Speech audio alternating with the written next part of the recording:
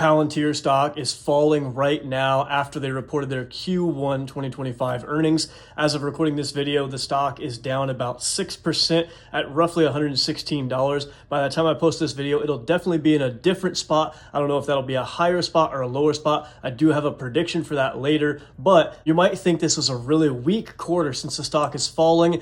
No, you'd be very wrong. It's actually an extremely strong quarter. We're going to go through specific numbers inside of this video, but this first reaction drop after earnings is a perfect example of when stocks are priced for perfection. The expectations are through the roof for what they're going to report. We're going to look at these numbers and you're probably going to be scratching your head as to why Palantir is down. And we'll see if Palantir recovers any of those losses while I'm recording this video. I'll keep the share price up. If it starts to move higher and even move back into the green, I'll definitely let you know as I'm seeing it live here. Now, before we dive into these numbers, just remember that when a stock's valuation has been stretched like Palantir's, it's hard for them to move up at all, no matter what they report. Palantir's got a gap PE of 654. They've got a price to sales of nearly 100. So even though we've got a really strong earnings, Wall Street wanted it even stronger. All right, let's jump right into this with the headline numbers, Alex Karp's remarks, then we'll get into the Q1 highlights, guidance, and then some of the nitty-gritty details. Palantir reports Q1 2025 revenue of 39% year over year. Another very impressive acceleration of growth. That's not a typical thing to see with a company in the public markets. To see their growth accelerating quarter after quarter after quarter, like we've seen with Palantir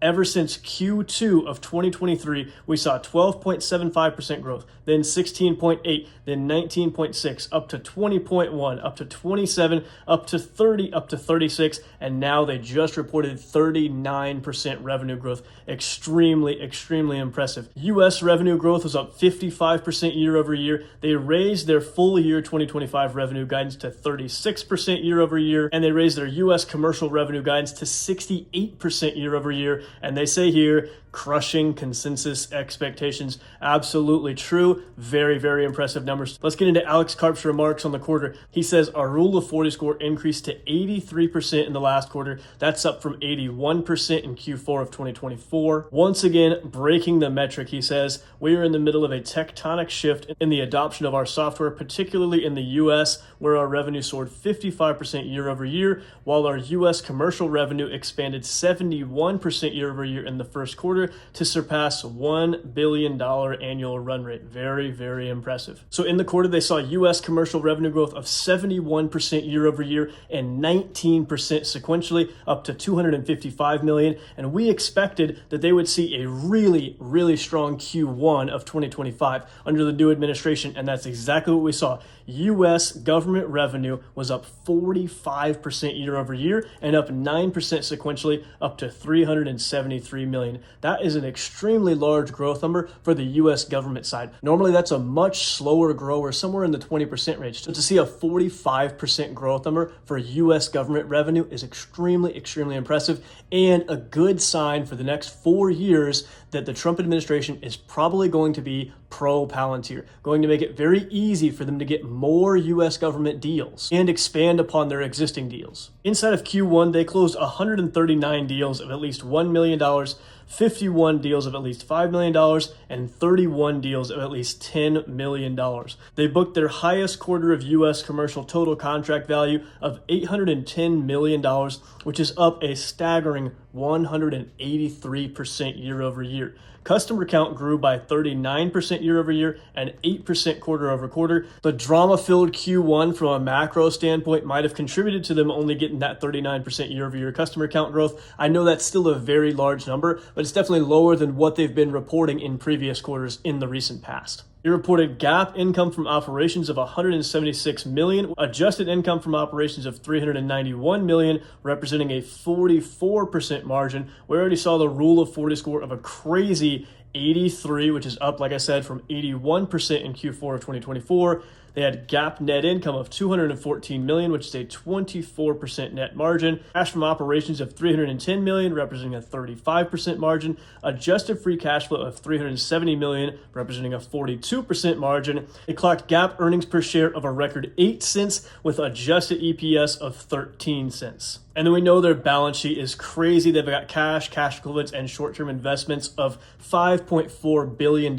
They actually did do something with that cash on the balance sheet. I'll show you that in just a little bit when we dive into some of those details. Moving on to guidance for Q2 of 2025, they expect revenue between $934 and $938 million and adjusted income from operations between $401 and $405 million. Now, for full year of 2025, they raised guidance on so many metrics. Let's check it out. They're raising their revenue guidance by a large margin up to a range of $3.89 billion to $3.902 billion. They're raising their U.S. commercial revenue guidance in excess of $1.178 billion, representing a growth rate of at least 68% on U.S. commercial revenue growth. Very impressive. That's where the real growth lever is for Palantir. They're also raising their adjusted income from operations guidance up to a range of $1.711 to $1.723 billion. They're raising their adjusted free cash flow guidance to between $1.6 and $1.8 billion. And of course, they expect to continue to see GAAP operating income and net income for each quarter of this year. That is a given at this point. So all the headline numbers are looking amazing. All the guidance numbers are looking amazing. Let's dive in a little further to see if we can find anything that might be a little bit weak. The only thing we've seen that was just a little bit weak was that customer count growth at like 39%. That's the only thing that's a little bit weak. 39% customer count growth is still extremely impressive, but maybe the street wanted to see that a little stronger since it had been stronger than that in the most recent quarters that we've seen reported. All right, let's dive in a little further. Like we saw earlier, revenue from Q1 of 2024 to Q1 of 2025 was up 39%, but cost of revenue actually increased more than 39%, meaning that the gross profit margin went down on a year-over-year basis. So we had 81.7 roughly gross margin in Q1 of 2024, and we actually dropped to 80.4% gross margin in Q1 of 2025. That's not a huge deal because they were able to keep operating expenses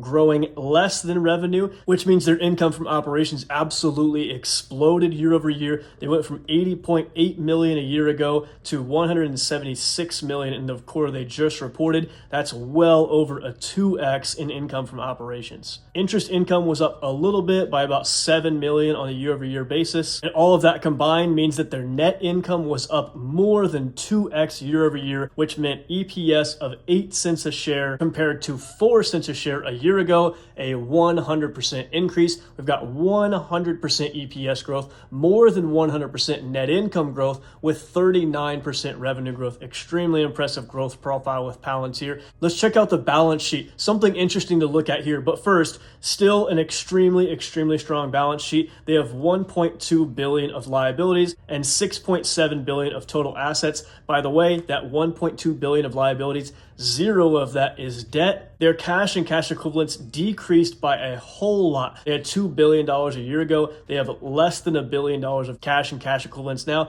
That is not a big deal. It's not like they're just spending that money like crazy, but rather you can see it on the very next line, marketable securities, which is probably short-term U.S. Treasuries, went from 3.13 billion all the way to 4.437 billion in a 1-year span. If they don't have any better plan for that money, that's not a bad idea at all because it's as close as you can really get to risk-free income, especially if you've got so much cash on the balance sheet. It seems like we've got at least a few rate cuts coming in 2025 and 2026, so those U.S. Treasury rates are not going to be as high in the future as they are right now, so it's best to take advantage of it now and then bring that cash out of those treasuries slowly while they increase their income from operations so that when they take the money out of treasuries, they don't lose a ton of money in terms of interest income. We don't want that to hurt the EPS, obviously. That would make the headline numbers look slightly worse if they lost all their interest income today, if Fed dropped rates to 0. Obviously, for a more sophisticated investor who can check this stuff out, they'll realize that that's not a big deal at all. And what we care a lot more about is that income from operations rather than the interest income that they might be getting from these U.S. treasuries. But it would hurt the headline numbers, which could probably put a little bit of pressure on the stock price for more of the casual investor.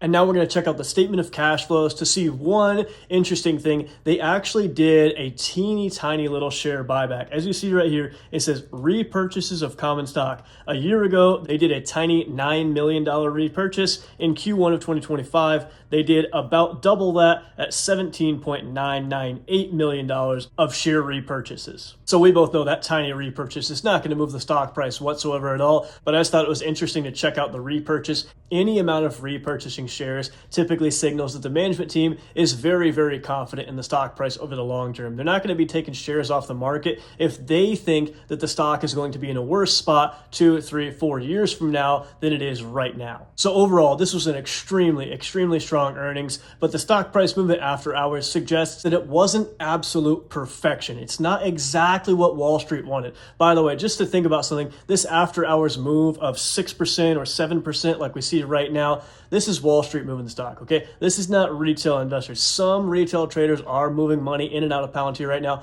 but generally, this is Wall Street moving the stock. This is a multi-$100 billion market cap at this point, so this is big money moving the stock now. In the grand scheme of things, this 7 or 6% move absolutely does not matter. This will just look like a tiny little blip on the radar. We're still up over 400% in a 1-year span. We're up well over 1,000% from the lows. And more importantly than any of that, fundamentally, Palantir is extremely, extremely strong. They've got some of the best growth they've had in many years now. They've got record net income, record income from operations. The balance sheet is in the best spot it's ever been, which is crazy because every single quarter it's in the best spot it's ever been. And they've got big time guidance raises coming in. They're one of these unique companies and unique stocks that is not only well positioned to crush it in 2025, 2026, and 2027 in the short term, but also they are set up perfectly to absolutely kill it over the next 10 to 15 years. This type of company is extremely special and not one that we see every day. This is a one-of-one type of company. These are one-of-one products right now in the marketplace. So whatever happens with Palantir, it is what it is. I'll be holding all my shares still. The fundamentals are stronger than ever, and the guidance suggests that it's only going to get stronger from here throughout the rest of 2025. It's a great day to be a Palantir shareholder. Sure, the stock is down a little bit, but it's not the end of the world. We'll see where this all shakes out in trading tomorrow, but one thing's for sure, this is not a panic moment with Palantir.